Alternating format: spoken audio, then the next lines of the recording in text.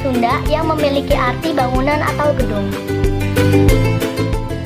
Sedangkan kata madu merupakan akronim dari manajemen pelayanan terpadu. Dan kata kara merupakan akronim dari Purwakarta Istimewa.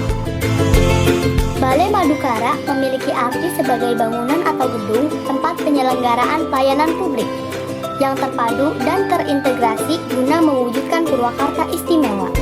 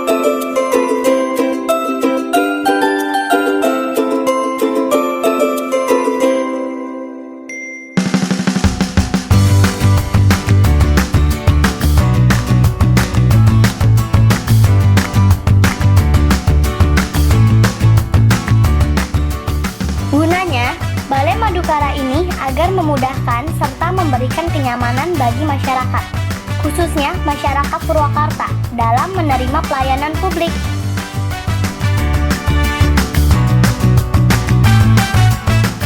Berbagai jenis pelayanan publik tersedia di sini, dari mengurus KTP, pajak, imigrasi, surat-surat izin, sampai dengan SIM.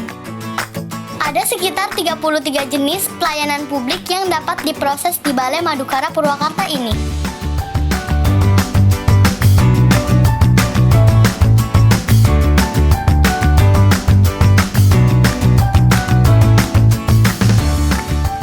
Pak Heri,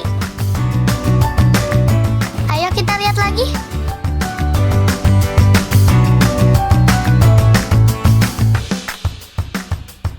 Nah, kalau ini Ambu Ane, Bupati Purwakarta.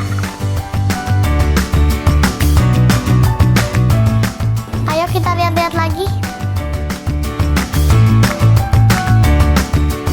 Selain lokasi yang strategis, yaitu berada di pusat kota Purwakarta, Balai Madukara memiliki fasilitas layaknya sebuah mal yang siap memanjakan serta memberikan kenyamanan kepada kawan-kawan.